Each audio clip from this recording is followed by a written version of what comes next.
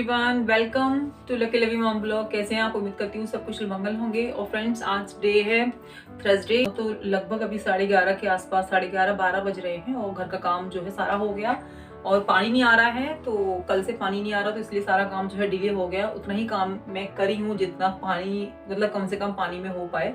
कपड़े याद धोने नहीं है थर्सडे में, थर्सडे को नहीं मशीन लगाती हूँ, जब जरूरत होती है तभी मशीन लगाती हूँ।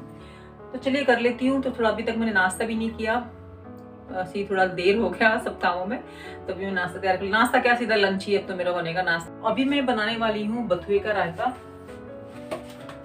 तो ये जैसे कि मैं ना इसको बॉईल कर रख लेती हूँ, जार में डाल के इसको दही के साथ में अच्छी तरीके से फेंट लूंगी। तो उससे क्या होगा, ये दोनों चीजें अच्छे से मिक्स हो जाएंगी। तो फिर बाद में मैं लगाऊंगी इसमें छौंक जीरे का। और तो चलिए पहले बना लेती हूँ इसको मैं।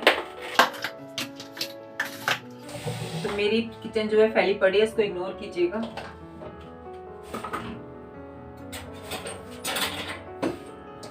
तो ये देखिए दही, मैं आपको दही दिखा दूं। मेरी दही इस तरीके से जमती है बिल्कुल, ये देखिए।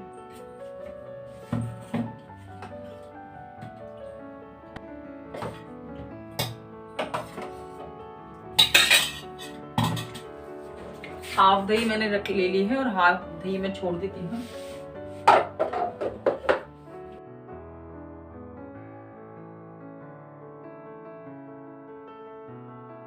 लेंगे हम पानी, थोड़ा पतला सही रहता है इसका रायता।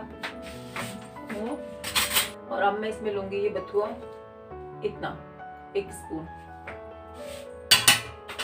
और ये फिर रखा जाएगा फ्रिज में। तो फिलहाल तो चलिए रायता कर लेते हैं इसको।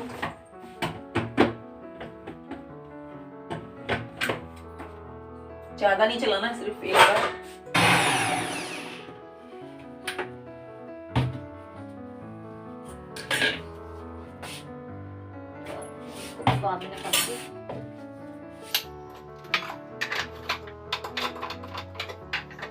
जो रायता है उसको हम धूमनी देंगे। धूमनी यानी कि ये मैंने देखो मैं बताती हूँ धूमनी कैसे होती है। ये हम लोग ना यूपी में बहुत इस तरीके से रायता बना के खाते हैं। और देखिए गिर गया। और मेरी मम्मी का तो सारी डिशेस बहुत टेस्टी होती हैं। वो देखो जो कुछ सीखा है हमने अपनी मम्मी से ही सीखा है। तो इसको हम सबसे पहले गैस पे रखेंगे ऐसे, ठीक है। इसको ऐसे साइड पे रख दिया। अभी जला लेंगे अच्छी तरीके से इसको। और फिर हम लेंगे एक बर्तन। फिर हम ये बर्तन लेंगे और इस पे एक छोटी सी जो उपला होता है, उसका मैंने छोटा सा टुकड़ा लिया है। इस पे हम डालेंगे मस्टर्ड ऑयल। और फिर देखिए इसको धूमने लगाएंगे। और रायते का फिर कमाल देखना, बहुत अच्छी खुशबू आती है। तब बहुत अच्छी खुशबू आती है। मैं आपको यहाँ से खुशबू सुना तो नहीं सकती, लेकिन बहुत अच्छी आती है। देखो फिर सेटिंग पे गई। तो अभी मैं लगा लेती हूँ धूमनी और फिर आपको बताऊंगी। मतलब टेस्ट बहुत अच्छा आता है फ्रेंड्स इसका ना, मतलब अच्छी सी ना भीनी भीनी खुशबू आती है इसमें रायते में से। मतलब कैसे बताऊं आपको, मतलब एक मस्टर्ड ऑयल और एक ऑथेंटिक जो रायता होता है उस तरीके से खुशबू आती है। तो देखिए मेरा हो चुका है। इसको हम कर देंगे बाद। इसमें से धुआं देखिए निकल रहा है।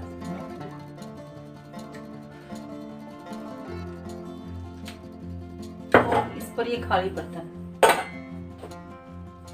तो देखिए ये इसमें 2-3 मिनट हो चुके हैं। तो अभी हम इसको ऐसे हटाएंगे तो अभी भी इसमें से बहुत अच्छी महक आ रही है। और अब हम इसको रायते को इसमें करके इसको ढक देंगे। फ्रेंड्स ये रायता हो गया तैयार। इसमें डालेंगे हल्का सा मिर्च, नमक, थोड़ा काला नमक डालूंगी बाद में, भुना हुआ जीरा, ये मैंने घर पे ही पीस के रख लिया है।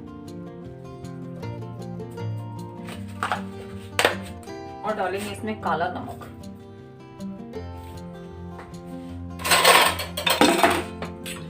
और देखिए इसमें आप जीरे का जो है छौंक भी लगा सकते हैं, लेकिन मैं नहीं लगाऊंगी। मस्टर्ड ऑयल जीरा डाल के छौंक लगा सकते हैं। और ये तैयार हो गया बथुए का रायता। आप चाहे तो इसको थोड़ा सा गाढ़ा भी कर सकते हैं, लेकिन मैं थोड़ा पतला रखा, पीने में आसानी रहती है इसको। तो फ्रेंड्स ये बन चुका मेरा बथुए का रायता।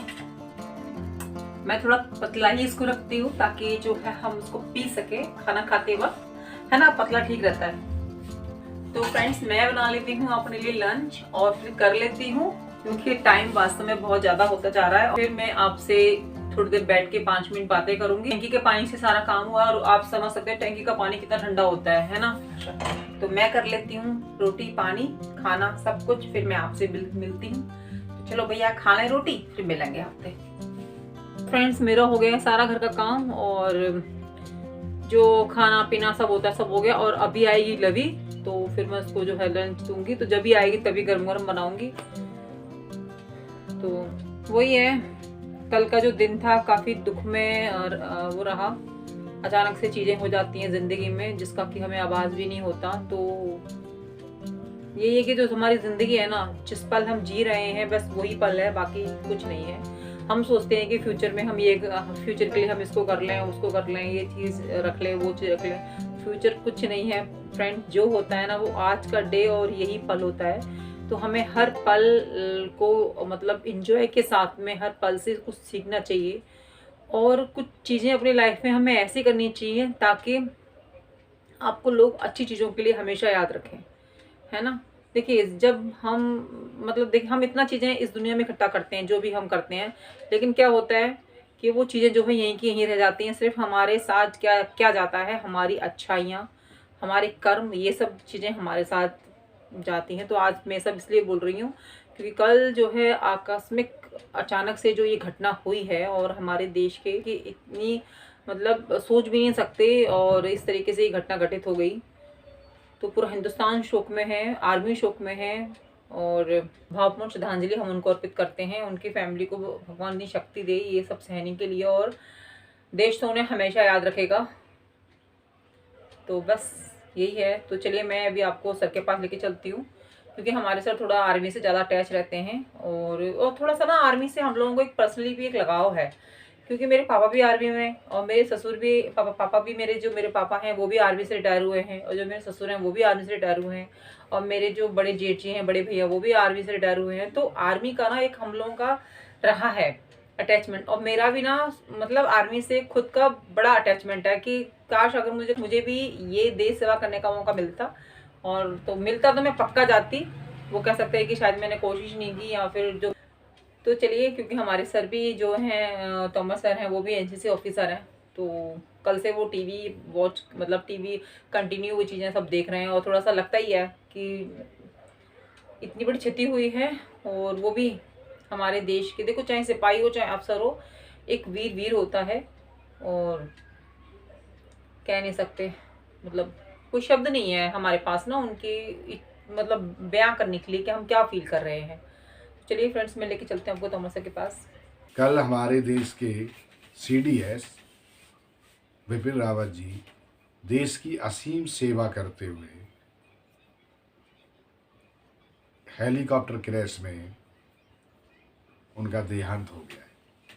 उनकी सेवा देश के लिए असीम है, लेकिन हमें बार बार सोचने पे मजबूर किया जाता है कि आखिर ऐसा क्या कारण है देश की इतनी महत्वपूर्ण पोस्ट पर, जो आज देश चीन के बॉर्डर पर लगभग 3 लाख फौज पड़ी हुई है। ऐसी स्थिति में जो सेना का मॉडर्नाइजेशन हो रहा है, ऐसी महत्वपूर्ण समय में विपिन रावत जी का जाना देश के लिए महत्वपूर्ण क्षति है। इस क्षति को पूरा करने के लिए सरकार ने नए प्रतिनिधि का नाम कल मीटिंग में सोचा है, लेकिन इस समय में जो भी क्षति होगी उसको पूर्ण करना इतना आसान नहीं है, क्योंकि हर अधिकारी जो सेना के उच्च अधिकारी होते हैं उनकी अपनी प्लानिंग होती है, और दुश्मन को कैसे काउंटर करना है उनकी अपनी प्लानिंग होती है। और हमारे सीडीएस की सबसे महत्वपूर्ण बात ये थी कि दुश्मन की सोच को कमज़ोर किया जाता था। जो दुश्मन हमारे खिलाफ सोचता था, मजबूत सोच रखता था, हमारे सीडीएस की जो सोच थी कि दुश्मन की सोच को इतना कमज़ोर करो जिससे कि हमारे बारे में सोचना वो कम करे और उसकी सोच कमज़ोर हो। मैं इसी के साथ विपिन रावत जी सीडीएस भारत देश और उनके अन्य साथी जो कल हेलीकॉप्टर क्रैश में अपना जीवन न्यौछावर कर चुके हैं देश के लिए। मैं उनको सैल्यूट करता हूँ और उनकी सेवा को हमेशा हमेशा के लिए देश के लिए एक धरोहर मानता हूँ।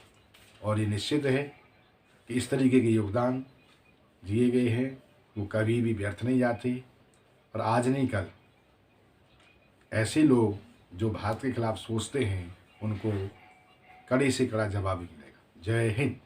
तो फ्रेंड्स चलिए मैं करती हूँ अभी इस ब्लॉग का एंड। पूरे देश में गमीन माहौल चल रहा है तो समझ नहीं आ रहा कि हम क्या बोलें क्या नहीं बोलें। और क्योंकि देखिए थोड़ा आर्मी से हम लोग का खुद का अटैचमेंट है ही, सर भी आईसीसी ऑफिसर ही हैं आपको जैसे पता है, तो घर में भी हमारे आर्मी मेंबर्स हैं, तो फील तो होता है। और ये चीज़ें अचानक से हो जाती हैं लाइफ में, कुछ पता नहीं चलता है। तो चलिए फ्रेंड्स, अगर थोड़ा सा भी ब्लॉग आपको, ब्लॉग तो नहीं कहेंगे, आज का जो भी थोड़ा बहुत मैंने शेयर किया है, तो आज का जो ब्लॉग है वो श्रद्धांजलि है सभी शहीदों के लिए।